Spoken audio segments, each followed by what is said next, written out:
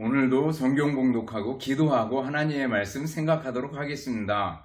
하나님의 말씀은 시편 50편 22절로 23절 말씀입니다. 봉독하겠습니다. 하나님을 잊어버린 너희여, 이제 이를 생각하라. 그렇지 아니하면 내가 너희를 찢으리니 건질 자 없으리라. 감사로 제사를 드리는 자가 나를 영화롭게 하나니 그의 행위를 옳게 하는 자에게 내가 하나님의 구원을 보이리라. 아멘. 기도하겠습니다. 사랑과 은혜가 풍성하신 하나님 아버지, 감사합니다. 이 시간도 하나님의 말씀을 생각하는 소중한 시간입니다. 말씀들을 마음으로 받고 삶에 실천하며 믿음으로 승리하는 삶을 살게 하옵소서. 감사드리오며 예수님 이름으로 기도드리옵나이다. 아멘. 여러분 다시 만나서 반갑습니다. 주님의 이름으로 여러분들을 진심으로 사랑합니다. 벌써 추수감사주일이 되었습니다. 추수감사주일 그러면은 한 해를 벌써 정리하고 마감할 때가 되었구나 라는 생각을 하게 됩니다. 여러분들은 항상 감사로 가득 찬 한 해가 되고 또 우리들의 삶이 되고 한 주일이 되고 하루가 되고 그랬으면 좋겠습니다. 오늘 시편 50편을 보면은요, 감사로 제사를 드리는 자가 나를 영화롭게 하나니 라는 말씀이 나오고 있습니다. 감사로 제사를 드리네요. 제사나 제단, 성전 이런 구약의 용어들이 나오면 한 번 더 걸러서 생각할 필요가 있습니다. 왜냐하면 구약의 제사 지내는 것과 신약의 예배는 똑같지가 않습니다. 구약의 제사나 이럴 때는 같은 예배지만 짐승이 죽었는데 신약의 예배에는 그렇게 짐승이 죽지 않잖아요. 예수님이 대신 짐승 대신 죽어주셨기 때문에, 우리의 죄를 대신해서 죽어주셨기 때문에 우리는 예수님을 의지하고 예배를 드립니다. 그러므로 구약의 제사, 제물 이런 단어들이 나오면, 성전 이런 단어들이 나오면 한 번 더 생각해서 우리들이 그 의미를 따져봐야 될 줄로 압니다. 그렇지만 로마서 12장 1절을 보면 바울 사도는 너희 몸을 하나님이 기뻐하시는 산제물로 드리라 이렇게 표현하고, 베드로 사도도 베드로후서 2장 9절에서 성도들을 가리켜서 너희는 택하신 족속이요 왕같은 제사장들이니 라고 말씀하고 있습니다. 구약의 표현들을 그대로 가져와서 쓰는 것을 볼 수가 있습니다. 우리들이 항상 예수님 중심으로 생각하고 구약의 용어들을 예수님께 비춰서 예수님을 거쳐서 생각하는 우리들이 되어야 될 줄 압니다. 오늘 본문을 보면 감사로 제사를 드리는 자가 하나님을 영화롭게 한다. 감사로 드리는 제사, 어떤 제사일까? 라는 걸 생각해 볼 수 있습니다. 감사로 드리는 제사. 첫 번째는요, 감사로 드리는 제사는 하나님을 기억하는 겁니다. 하나님을 잊지 않는 겁니다. 감사하는 사람은 늘 하나님을 기억하고 하나님의 임재의식 속에서 살아가게 됩니다. 그래서 22절을 보면은요, 하나님을 잊어버린 너희여, 이제 이를 생각하라. 그렇지 아니하면 내가 너희를 찢으리니 건질 자가 없으리라. 이렇게 말씀하고 있습니다. 하나님을 잊어버려서는 안 된다라는 거죠. 하나님을 기억해라. 그래야지 감사할 수 있다라는 겁니다. 여러분들, 하나님을 잊고 살고 있지는 않는지, 한 주간 살아오는 동안에 너무 바빠가지고 허겁지겁 살다 보니까 하나님 없는 것처럼 살아오지는 않았는지 한번 반성하고 돌이켜보고 회개할 수 있기를 바랍니다. 늘 하나님을 잊지 않고 하나님의 임재의식 속에서 살아가는 것이 중요하다라는 거죠. 그래야지 감사할 수 있고 감사의 제물을 드릴 수가 있다라는 걸 얘기해주고 있습니다. 오스카 와일드의 작품 가운데 예수님께서 은혜를 베풀었던 사람들을 다시 만나는 얘기를 우화적으로 표현한 글이 있습니다. 첫 번째는 주정꾼을 만나게 됩니다. 예수님께서 폐인같이 된 젊은이를 만나게 됩니다. 그에게 왜 이렇게 되었소? 라고 물어봅니다. 그러자 그 주정꾼이 당신이 내가 절름발이었을 때 나를 일으켜 걷게 만들어 주었습니다. 그러나 걸어다니들 무엇을 먹고 살라는 말이오. 그동안 직업을 구해보았으나 만족스러운 직업이 없었습니다. 그러면서 점점 술을 입에 대게 됐고 나는 술독에 빠지게 되었소 라고 말하게 됩니다. 그 다음에 만난 사람은 창녀였습니다. 남자들 사이에서 희롱을 당하는 장면을 보게 됩니다. 그래서 그 여자에게 예수님께서 말합니다. 어째서 이런 생활로 다시 들어왔소? 돌아갔소? 그러자 창녀가 대답합니다. 당신이 나를 창녀 생활에서 건져 새 사람을 만들어준 것 같았으나 그 생활에서 발을 씻은 후에 무슨 행복이 있단 말입니까? 고독해서 살 수가 없었습니다. 그래서 점점 불량자가 되어버리고 말았습니다. 라고 얘기하더라는 거예요. 또 한 사람 만났는데 그 사람은 주먹질을 하고 깡패질을 하고 폐악질을 하는 장면을 보게 됩니다. 그래서 예수님께서 어째서 이렇게 되었소? 라고 물어봅니다.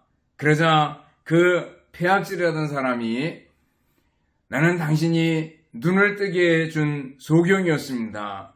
그러나 눈을 뜨고 무엇을 보라는 거요? 보이는 것이 모두 신경을 돋우고 귀찮게 하고 화나게 하는 세상뿐이었습니다. 결국 화풀이하며 마구 치고받는 생활을 하다 보니까 여기까지 왔습니다. 라고 얘기하더라는 거예요. 이 사람들 모두 공통점이 있다면 감사를 잃어버린 거라는 겁니다. 예수님께서 고쳐주시고 새롭게 해주셨을 때 그 감사를 잊어버렸기 때문에 결국 이렇게 다시 타락한 자리로 돌아가 버리게 되었다라는 거예요. 여러분들, 우리들의 모습이 그렇지 않은지 한번 돌이켜 보시기 바랍니다. 우리는 주님의 은혜로 구원받은 사람입니다. 예수님이 우리 죄를 위해서 십자가에 죽으시고 다시 사심으로 우리에게 구원을 베풀어 주셨습니다. 의롭다고 인정해 주셨습니다. 하나님의 자녀가 되는 권세를 주셨습니다. 천국 시민이 되도록 해 주셨습니다. 얼마나 큰 은혜입니까? 그런데 그 은혜를 잊어버리고 어느 결엔가 내 마음속에 원망과 불평과 부족한 것에 대한 불만과 이런 것들로 가득 차 버리고 있지는 않은지 한번 돌이켜 보시기 바랍니다. 하나님을 잊어버린 너희여 이제 이를 생각하라 라는 말씀을 기억하셔요. 하나님을 잊어버려서는 안 된다. 하나님을 기억해야 된다라는 거죠. 여러분, 하나님과 하나님의 은혜를 기억하는 사람이 돼야 됩니다. 구약의 이스라엘 백성들을 보셔요. 이스라엘 백성들이 애굽에서 나올 때 장면을 한번 생각해 볼 수 있기를 바랍니다. 애굽에서 10가지 기적으로 그리고 홍해바다를 건너가지고 구름기둥과 불기둥으로 하나님께서 인도해 주십니다. 야, 정말 날마다 기적의 체험 속에 살아갑니다. 그러나 물이 좀 없으면 물이 없다. 모세야 왜 우리를 여기서 죽이려고 하느냐 이렇게 얘기합니다. 또 먹을 것이 없을 때 우리에게 먹을 것이 없다 이렇게 얘기합니다. 하나님께서 만나를 주십니다. 우리의 고기가 없다. 메추라기를 주십니다. 물이 없다. 물에서 반석을 깨뜨려서 물을 주십니다. 온갖 기적들을 다 체험하게 만들어 주셨건만 그러나 그들은 조금 지나면은 다시 불평하고 다시 원망하는 모습으로 돌아가는 것을 볼 수가 있습니다. 하나님과 하나님의 은혜를 금방 잊어버렸기 때문에 그렇습니다. 그래서 사람들은 은혜는 불에다 새기고 원수는 돌에다 새긴다 그러잖아요. 상처받은 거 그리고 다른 사람한테 해를 받은 거 이런 거는 막 기억하고 파랗게 살아있으면서 생각 속에 다른 사람에게 받은 은혜는 금방 잊어버린다는 겁니다. 우리는 그러서는 안 될 줄 압니다. 하나님의 은혜를 기억하고 하나님을 기억하고 감사하는 우리들이 되어야 될 줄 압니다. 감사를 잃어버리면 안 된다라는 거예요. 28회 아테네 올림픽이 있었습니다. 2004년에 유도 국가대표로 이원희 선수가 금메달을 획득했는데 그분이 이렇게 기도하는 장면이 방영된 적이 있습니다. 선수촌에서 훈련하는 동안에 늘 그 금메달에 대한 메달에 대한 부담이 있었고 그때마다 기도했다고 얘기를 합니다. 그리고 불면증으로 고생할 때 다시 기도하고 그리고 나중에 시합을 하다가 많이 다쳐가지고 손가락 구성으로 허벅다리 걸기에 필요한 기술을 사용할 수 없었다고 얘기합니다. 근데 그때도 하나님께 기도하면서 업어치기를 시도했는데 그게 먹혀 들어가지고 결국 금메달을 땄노라고 얘기를 합니다. 아주 어려운 상황 속에서 감사했고 그리고 하나님을 잊지 않고 나아갈 때 승리할 수 있었던 것, 이것은 바로 우리들에게 귀감이 됩니다. 여러분들, 우리가 살아가는 동안에 환경과 처지가 조금 못하고 열악해질 때 우리는 불안해하고 불만하고 불만에 차 있고 원망하고 이러는 우리들은 아닌지 한번 돌이켜보고요. 하나님을 기억하고 하나님의 은혜를 기억하고 하나님을 잊지 않는 사람이 되어야 될 줄 압니다. 그래야지 우리가 감사의 제물을, 감사의 제사를 드릴 수가 있게 되는 겁니다. 감사의 제물을 드리는 사람은 하나님을 잊지 않습니다. 또 감사의 제사를 드리는 사람은 어떤 사람이냐? 하나님을 영화롭게 하는 사람입니다. 오늘 시편 50편 22절을 읽었는데 그 앞에 50편 8절을 보면요, 이렇게 말씀합니다. 나는 내 재물 때문에 너를 책망하지 아니하리니 내 번제가 항상 내 앞에 있음이니라. 항상 성전에서 번제가 드려지고 있었다라는 거죠. 13절을 보면 내가 수소의 고기를 먹으며 염소의 피를 마시겠느냐? 14절을 보면은요, 감사로 하나님께 제사를 드리며 지존하신 이에게 내 소원을 갚으며 환난 날에 나를 부르라. 내가 너를 건지리니 내가 나를 영화롭게 하리라. 이렇게 말씀하고 있습니다. 감사하고 소원을 갖고 환난 날에 하나님을 찾을 때 하나님을 영화롭게 한다는 거예요. 여러분들, 하나님께 영광을 돌리고 하나님을 영화롭게 하고 싶습니까? 그러면 어떻게 하라는 거예요? 감사하라는 거예요. 감사의 제물을 드리는 것은 바로 하나님을 영화롭게 하는 거다라는 겁니다. 감사할 수 있기를 바랍니다. 사람의 제일 드는 목적이 뭡니까? 소요리 문대 보면 하나님을 영화롭게 하는 것과 영원토록 그를 즐거워하는 것이니라 그랬어요. 하나님을 영화롭게 하는 거 우리 인생의 목적이래요. 우리가 왜 사는가? 많은 사람들이 삶의 목적을 모릅니다. 왜 사는가? 우리가 무엇 때문에 살아야 되는가? 라는 걸 모르기 때문에 그냥 우울증에 떨어져 버리고 자살을 시도하기도 하고 술이나 혹은 마약에 틀어박히기도 하고 라는 걸 하는 걸 볼 수 있습니다. 여러분들, 우리 그리스도인들은요, 인생의 목적을 바로 압니다. 하나님을 영화롭게 하며 영원토록 그를 즐거워하는 것이니라. 하나님께 영광을 돌리고 하나님을 즐거워하는 것, 이게 바로 인생의 목적이래요. 여러분들, 하나님을 영화롭게 하고 하나님께 영광을 돌리고 싶습니까? 그러면 어떻게 해야 된다는 거예요? 감사해야 된다라는 걸 볼 수 있습니다. 감사의 제물을 드리는 것, 감사로 드리는 제물, 그것은 바로 하나님을 영화롭게 하는 것과 등식, 니꼴이 성립이 된다라는 거예요. 18세기에 밀레가 그린 만종이라는 그림을 여러분들이 알 겁니다. 젊은 농부 부부가 종소리를 들으면서 경건하게 두 손을 마주잡고 기도하는 장면이 나옵니다. 노동을 하고 하루를 마치며 저녁 종소리가 들릴 때 하나님께 감사하는 그들의 모습을 그려놓고 있습니다. 이 그림의 본래 이름은요, 안젤루스, 그 뜻은 기도라고 얘기를 합니다.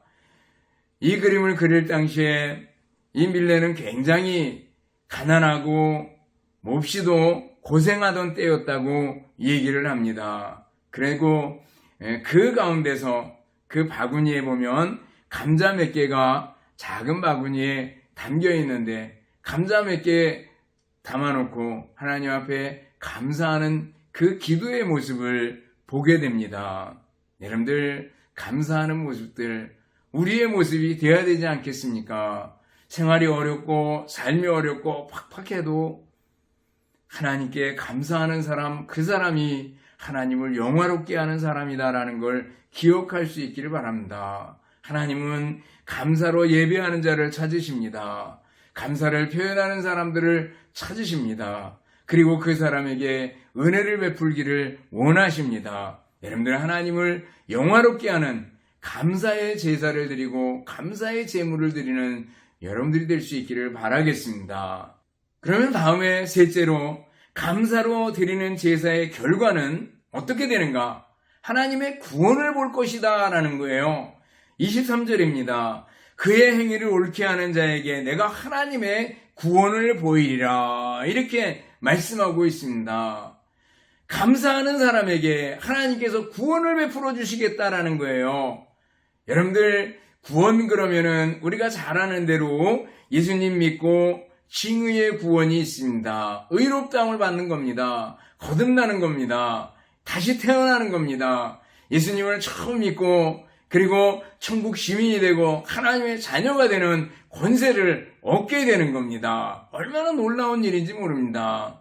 죄에 매여 있고 죄에 놓여 있는데 완전히 신분이 바뀌어가지고 하나님의 자녀로 거듭 다시 태어나게 되는 거, 이게 바로 구원의 은혜입니다. 근데 이 구원의 은혜는 우리 삶의 영역까지 모든 부분까지 이어지잖아요. 우리가 살아가는 동안에 하나님의 구원을 맛보며 살아가는 것 중요한 줄 압니다. 우리가 어렵고 힘든 일을 당할 때 주님의 손길이 나를 구원해 주시기를 바라는 마음 가지고 살아가는 우리들이 돼야 되지 않겠습니까? 시편 107편을 보면 거기 보면 네 가지 어려운 인간의 장면들이 나오잖아요.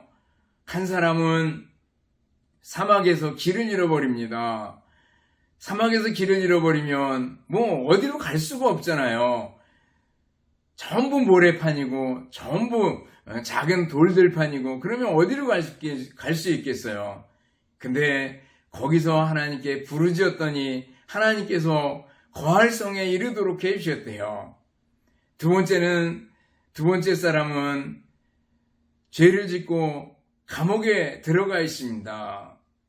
쇠창살 속에 들어가 있어요. 그러나 그 가운데서 하나님께 부르짖었더니 하나님께서 그 옥문을 깨뜨려 주셨다고 말씀합니다. 세 번째 사람은 병 중에, 그것도 거의 죽을 병에, 위경에 처해집니다. 그렇지만 하나님께 그 병 가운데 기도했더니 하나님께서 그 병을 치워주셨다고 말씀하고 있습니다. 건져주셨대요.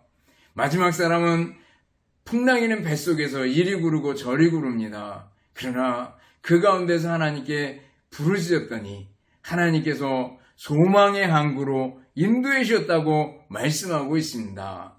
근데 시편 107편 맨 앞에 1절을 보면 어떻게 시작하는가 하면 여호와께 감사하라 그는 선하시며 그 인자하심이 영원함이로다 라는 찬송으로 시작하는 것을 볼 수가 있습니다. 여러분들 여호와는 선하시며 그 인자하심이 영원하시도다라는 찬송을 여러분들의 노래로 만들 수 있기를 바랍니다. 그러면 우리가 살아가는 동안에 길을 잃는 사막 같은 상황에 처하든지 감옥 같은 상황에 처하든지 깊은 병 중에 처하든지 아니면 이리저리 뱃속에서 풍랑이는 뱃속에서 뒹구는 상황 속에서 처하든지 하나님께 기도할 때 하나님께서 구원의 은혜를 베풀어 주신다라는 겁니다.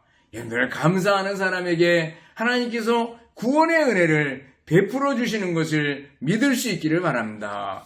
하나님을 믿고 하나님을 의지한다라는 것은요 얼마나 소중한 일인지 모릅니다. 하나님을 의지하고 하나님의 은혜 가운데 구원을 맛보며 살아가는 여러분들이 될 수 있기를 바랍니다. 성경에 보면 감사의 좋은 예가 나오잖아요. 예수님께서 유대와 사마리아 사이로 지나가십니다. 근데 사람들로부터 격리 생활을 하던 10명의 한센병 환자들이 예수님 지나가신다는 소문을 듣고 소리 지릅니다. 다윗의 자손이여 불쌍히 여기소서. 예수님이 고쳐주시겠다는 것을 믿었습니다. 그러자 예수님께서 그 사람들에게 뭐라 그래요? 제사장들에게 가서 보이라 그럽니다. 그래서 다들 제사장들에게 달려가서 보이려고 달려갑니다. 여러 생각들을 했겠죠. 빨리 가서 식구들을 만나봐야지. 빨리 내 병이 나았으면 좋겠다. 별별 생각들을 가지고 뛰었는 줄 압니다. 그런데 한 사람 가다 보니까 병이 나았어요. 그래서 어떻게 합니까? 돌아서서 예수님께로 와서 감사하는 모습을 볼 수가 있어요. 그래서 하나님께서 그에게 영혼의 구원까지 허락해 주시는 것을 볼 수가 있습니다. 그래요. 여러분들 감사하는 사람에게 하나님께서 은혜를 베푸시고 감사하는 사람에게 구원을 베푸신다라는 걸 기억할 수 있기를 바랍니다. 감사하는 사람이 되셔요. 닉부이치치 여러분들 알잖아요. 팔도 없고 다리도 없고 그런데 그는 어떻게 살아갈까? 어떤 사람이 물었어요. 어떻게 장애를 극복하고 행복한 삶을 살 수 있었습니까? 그래서 한마디로 나는 감사였습니다 라고 얘기합니다. 비록 팔다리가 없었지만 사랑하는 가족이 있고 또 아름다운 눈이 있고 좋은 친구가 되려는 마음이 있고 아주 작은 발이 있어서 감사한다는 거예요. 여러분들 그러면서 닉 부이치치 허그라는 책이 있잖아요. 그 책을 쭉 읽다 보면 이렇게 어려운 가운데서도 늘 밝고 감사하는 삶을 사는 거 보면 대단하다라는 생각이 듭니다. 이지선 씨도 마찬가지죠. 그 교통사고가 나가지고 아주 그 몸이 다 타버리게 됩니다. 전신 55%가 타버렸고 그리고 3도 중화상을 입고 그리고 7개월간 입원해서 30번 이상 수술과 그리고 재활치료를 했다고 얘기를 합니다. 대학교 4학년 때 오빠차로 귀가하다가 음주운전 차에 부딪혀가지고 불이 나는 바람에 아주 사람이 거의 다 태워진 그런 상황이었습니다. 그러나 그분의 얘기를 들어오면 또 그분의 간증을 들어오면 감사가 넘칩니다. 눈에 보이는 거라고는 원망하고 불평할 것밖에 없다고 생각했는데 신기하게 찾으니 감사할 일들이 많았습니다. 사고 당시 눈에 콘택트 렌즈를 끼고 있었는데 너무 다행스럽게도 조금도 녹지 않아서 눈을 잃지 않은 것에 감사했습니다. 8개의 손가락 한마디씩 절단해야 한다는 소식을 들은 날 더 많이 자르지 않아도 된다는 것에 감사했습니다. 유일하게 전혀 다치지 않은 부분인 발을 씻으면서 씻을 수 있는 발이 있음에 감사했습니다. 라고 감사했다는 거예요. 여러분들 닉 부이치치나 이지선 씨를 생각하면 감사하지 못할 게 없는 줄 압니다. 에디슨이나 윌리엄 캐리 선교사님이나 또 무디 선생님이나 이런 분들은 불난 것과 관계가 깊습니다. 에디슨은 연구를 하다가 불이 나서 다 태워 먹었습니다. 그러나 하나님께서 그 모든 일들을 새롭게 시작하게 하시는구나 라는 믿음을 가지고 다시 연구를 시작했다고 얘기합니다. 윌리엄 캐리도 마찬가지입니다. 7년 동안이나 번역해놓은 원고를 강아지가 촛불을 넘겨뜨리는 바람에 다 불태워 먹었습니다. 7년 동안 작업한 거예요. 얼마나 많아요. 그러나 하나님께서 잘못 번역한 것 같아서 다시 번역하시는구나 라고 생각을 하고 다시 번역을 시작을 했다고 합니다. 또 무디 선생님은 시카고 화재로다가 교회당이 다 타버렸습니다. horror 타는 불을 보면서 하나님께서 더 좋은 교회당을 주시려고 그러나 보다 라는 믿음을 가지고 기도했고 그리고 나중에 다시 정말 더 큰 예배당을 지을 수 있었다고 얘기를 합니다. 에디슨이나 또 윌리엄 캐리 선교사님이나 무디 선생님이나 모두 다 마찬가지죠. 불이 타는 거 정말 얼마나 힘들고 다 태워버린 건데 그러나 그 가운데서 감사할 수 있었던 사람이고 그리고 다시 시작할 수 있었던 사람들입니다. 여러분들 우리들도 마찬가지로 감사하는 사람 될 수 있기를 바랍니다. 감사하는 사람에게 하나님께서 은혜를 베풀어 주신다는 거예요. 여러분들 우리는 하나님의 자녀입니다. 하나님의 자녀로서 당연히 감사의 제사를 드리는 우리들이 되어야 될 줄 압니다. 하나님의 은혜를 기억하는 우리들이 되어야 됩니다. 하나님을 영화롭게 하는 우리들이 돼야지 감사의 제사를 드릴 수 있습니다. 또 감사로 말미암아 하나님의 구원을 보는 복된 성도들이 될 수 있는 줄을 믿습니다. 여러분들 바라기는 감사로 이루어진 여러분들의 삶이 되고 생애가 될 수 있기를 주님의 이름으로 축원합니다. 기도하겠습니다. 하나님 아버지 감사합니다. 감사하는 사람 되게 하여 주옵소서. 하나님과 하나님의 은혜를 잊지 않고 기억하게 하시고 그리고 늘 하나님을 영화롭게 하려는 삶을 살아가는 저희들이 되게 해주시고 또 감사의 제사를 드림으로 하나님의 구원을 날마다 맛보며 살아가는 저희들이 되게 하여 주시옵소서. 감사드리오며 예수님 이름으로 기도드리옵나이다. 아멘. 축도하겠습니다. 이제는 우리 주님 예수 그리스도의 은혜와 하나님 아버지의 극진하신 사랑하심과 성령님의 교통하시며 인도하심이 함께 모여 예배드리며 감사하며 살기를 원하는 우리 모든 성도들 머리머리 위에와 가정들 위에 주님의 몸된 교회와 우리나라 민족 위에 이제로부터 영원토록 함께 있을지어다. 아멘.